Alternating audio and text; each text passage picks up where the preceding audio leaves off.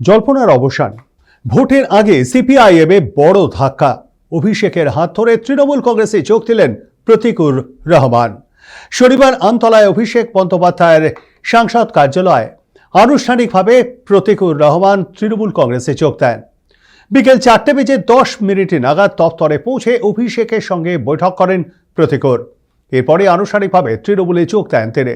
ঘটনাচক্রে 24শে লোকসভার নির্বাচনে ডায়মন্ড হারবার লোকসভা কেন্দ্রে অভিষেকের বিরুদ্ধেই সিপিআইএম এর প্রতীকে লড়েছিলেন প্রতীকুর।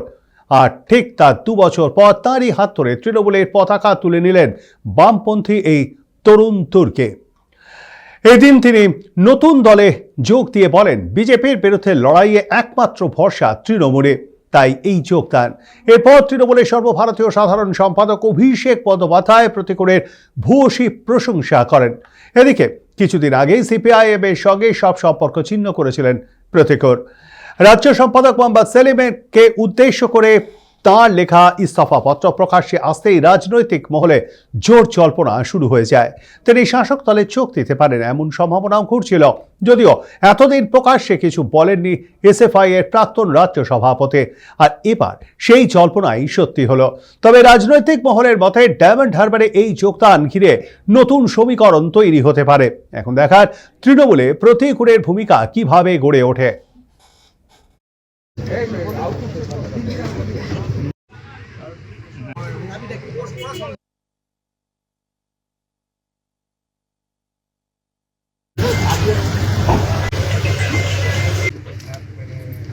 বাংলার গৌরব, যেটা নিয়ে বাংলার মুখ্যমন্ত্রী লড়াই করছেন, সঙ্গে আমাদের নেতৃত্ব অভিষেক ব্যানার্জি লড়াই করছেন। এবং আমার মনে হয়েছে যে এই সময়কালে দাঁড়িয়ে বিজেপির বিরুদ্ধে লড়াই করবার জন্য, বিজেপিকে আটকানোর জন্য যেভাবে গোটা ভারতবর্ষে মানুষের কণ্ঠরোধ হচ্ছে, তার বিরুদ্ধে দাঁড়িয়ে বিজেপির বিরুদ্ধে লড়বার জন্য সবচেয়ে বড় শক্তি হচ্ছে তৃণমূল কংগ্রেস। তাই আমি তৃণমূল কংগ্রেসের সঙ্গে এসছি, অভিষেক ব্যানার্জির সঙ্গে এসছি। আমার নীতি নৈতিকতা বিজেপিকে আটকাবো, ফ্যাসিস্ট শক্তিকে আটকাবো, সেই নীতি। এই যে বলছে না ডিল হয়েছে, হ্যাঁ ডিল হয়েছে। বিজেপিকে পশ্চিমবঙ্গের মাটিতে আটকাবো, বিজেপিকে ঢুকতে দেবো না, এইটাই ডিল হয়েছে আমার। এবং যারা নীতি নৈতিকতা বলছে, প্রতীকুর রহমানকে বলতে পারে, আরে আমরা তো যখন সিপিআইএমে ছিলাম তৃণমূলকে বিজেপি বলে অনেক রটিয়েছি। তৃণমূল সেটা ভুল প্রমাণ করার জন্য অভিষেক ব্যানার্জি, মমতা ব্যানার্জি সুপ্রিম কোর্টে গেলেন। দাদার সামনেই তো প্রশ্ন করলাম, এখানে তো কথা বললাম। আমার তো মনে হয়নি কোথাও যে আমি ভয়ের মধ্যে আছি, বা আমি প্রশ্ন করতে পারছি না, বা আমার হেজিটেশন ফিল হচ্ছে, বা আমি কাছে যেতে পারছি না। আমার একবারও মনে হচ্ছে না। দলে দম বন্ধ করা পরিস্থিতির মধ্যে অনেকেই মুখ খোলা শুরু করেছে। হয়তো আমি রাজপ্রাসাদের বাইরে এসে জিজ্ঞেস করেছি, রাজা একটু থামুন। ওই প্রসাদের মধ্যে ঘুমন্ত শিশু জেগে উঠেছে, প্রশ্ন করবে, রাজা তোর কাপড় কোথায়? আমি কোনো ব্যক্তি আক্রমণ করতে চাই না। আমার দলের অভ্যন্তরে যারা দম বন্ধ করেছিল, সেই দম বন্ধ অবস্থা থেকে আমি নিঃশ্বাস নিতে এসেছি। তো বলে আজকের থেকে আমার নতুন জার্নি শুরু হয়েছে। তো সেইখান থেকে যা লড়াই হবে, রাজনৈতিকভাবেই লড়াই হবে, ব্যক্তিগত আক্রমণ আমি করতে চাই না। আমার সোকল পিতা, আপনি ভালো থাকবেন। আমি অনেকবার করে বলেছিলাম, পিতা আমার সঙ্গে কথা বলুন, বাবা কথা বলুন, বাবা কথা বলেননি, দরজাও খোলেননি। আমি প্রতীকুরের সাথে বিগত দিনেও অনেকবার কথা বলেছি, আমার বিরুদ্ধে প্রতিদ্বন্দ্বিতাও করেছিল 2024 সালে, আপনারা জানেন। তো আমি দীর্ঘদিন ধরে ওকে দেখেছি, ওর কথা শুনেছি, সামনাসামনি আমার কোনোদিন দেখা হয়নি। এবং সিপিএম দলে যে কজন, বিশেষ করে এই প্রজন্মের যারা প্রতিনিধিরা লড়াই করছেন কথাটা অত্যন্ত সচেতনভাবে ব্যবহার করছি। তার কারণ যেটুকু মিছিল মিটিং হয় এদেরকেই দেখা যায়, বাকি তো সিপিএম খালি টিভির পর্দায় রয়েছে আর সোশ্যাল মিডিয়ায় যত বিপ্লব।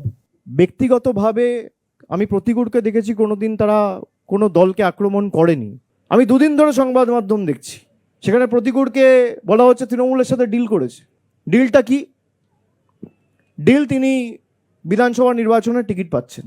প্রতীকুর আমাকে নিজে এসে বলছে, দাদা দল যদি আমাকে টিকিট দেয়ও আমি টিকিট নেবো না।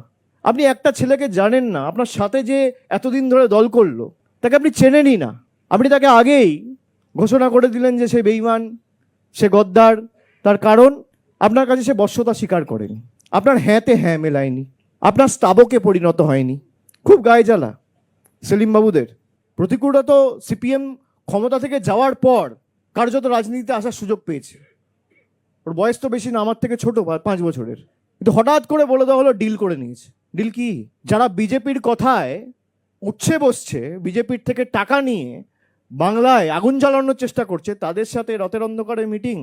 আমি প্রতীকুরকে ধন্যবাদ জানাবো যে সাহস দেখিয়ে সিপিএম এর ওই বেড়াজাল ভেঙে ও তৃণমূলে এসে আমার সাথে কথা বলেছে, আমি তার জন্য ওকে ধন্যবাদ জানাবো। আমার উদারতার কি আছে?